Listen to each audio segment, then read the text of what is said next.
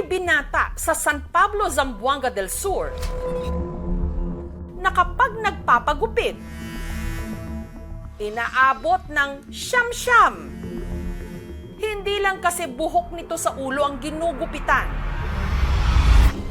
Tinitrim din ng barbero ang napakakakapal at napakahaba nitong buhok na bumabalot sa kanyang mukha. Nung bata pa siya, ako na ang naggupit. Dahil sa kanyang pambihirang itsura, ang binata takaw atensyon. Amo ang lantaw niya, ma'am, kanang murag siya gi kanang gipangalaan o kanang mga hayop nga balhibuon. Sinasabihan ako ng unggoy, matching. Bakit nga ba ang kanyang buhok tila hindi maubos-ubos?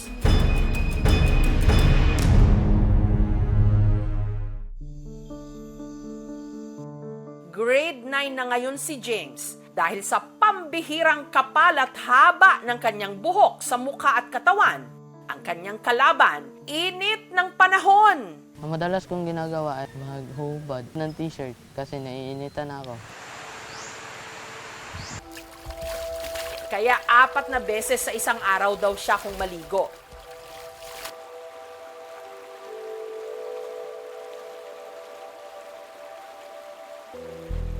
Sa haba ng kanyang buhok, lalo na sa kanyang mukha na malimit umabot ng hanggang 1 inch o 1 pulgada, si James madalas daw mangate at mairita. Yung ganito, papagupitan na to kasi mataas na. Sinasabay ko rin tong bigote ko para maging malinis. Ito kilay, hindi ko siya sinasabay. Pagpagupit, pangit at tignan. Pero kung minsan, pakiramdam ni James, nag-aaksaya lang siya ng pera. Mabilis lang siya tutubo. 3 araw, tutubo na rin. Sanggol pa lang daw si James, pambihira na ang haba at kapal ng kanyang buhok. Paglabas sa akin yun, narinig ko lang, wow, ang ganda ng pilik mata at saka yung kilay yun. Mabalbon talaga siya, lahat ng katawan. Nakita ko sa pati mukha niya.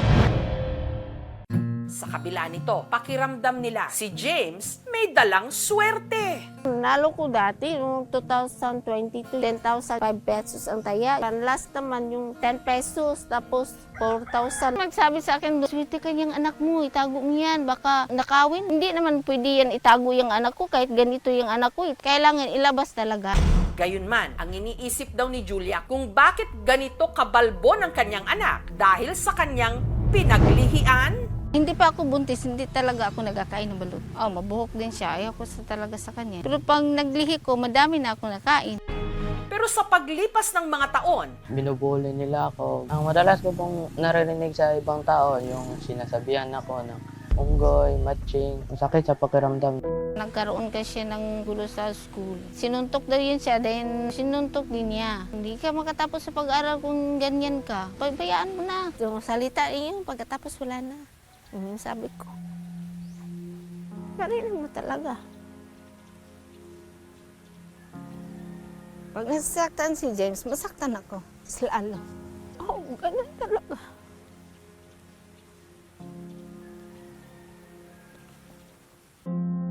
sa kabila ng mga sugat na iniwan ng masasakit na salita, pinupunan naman daw ito ng pagmamahal ni Julia. Katuwang ang kinakasama niyang si Jerry. Gumikan mo po sa kadugayon na marana po akong anak. Kaya akong igso, mga anak po, marana po siyang murag ko na po siya, ilan na po siya mga igsoon. Ako talaga bilang nanay, mahal ka talaga ang anak ko. Takot lang ako pag mamala ako, pag isa lang siya.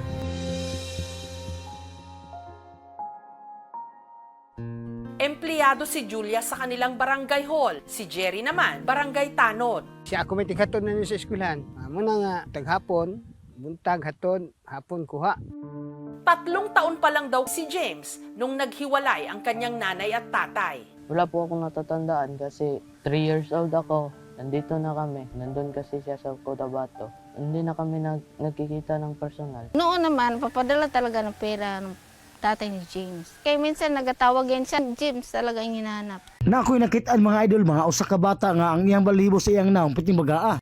Gusto ko sana matanggal tong balahibo ko. Pakiramdam ko, madumi kasi yung mukha ko. Minsan mahiya daw siya sa kalaro niya. Siyempre siguro iba siya eh. Di talaga namin napatingin talaga sa doktor si James kasi kapos sa pera eh.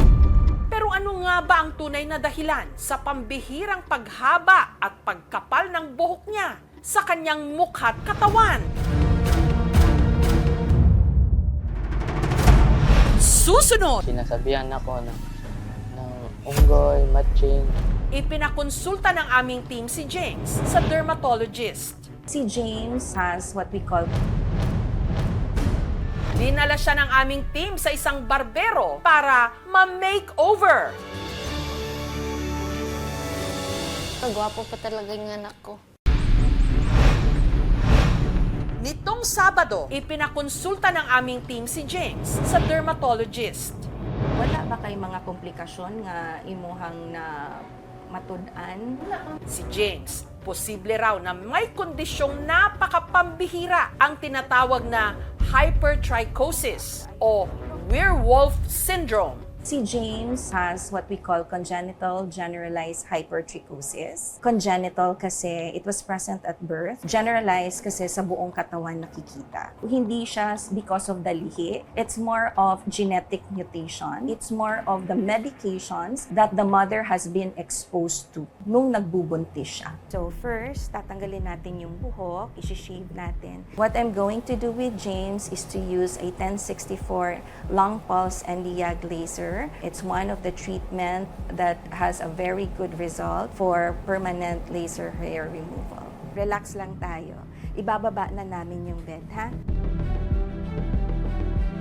Sa mga ganitong kaso, mainam daw kung sumailalim si James sa electrolysis at laser surgery. Probably, let's say, around 10 sessions. Or it would be better if we will assess after several sessions kung ilan yung i-undergo niya na treatment. Pwedeng ma-decrease yung hair growth nila by 40 to 80%. But you cannot really say because it's genetics eh. Dahil schedule na rin niya ang gupit, Ang drop fade re, ubos na ang fade re. dinala siya ng aming team sa isang barbero para ma-makeover.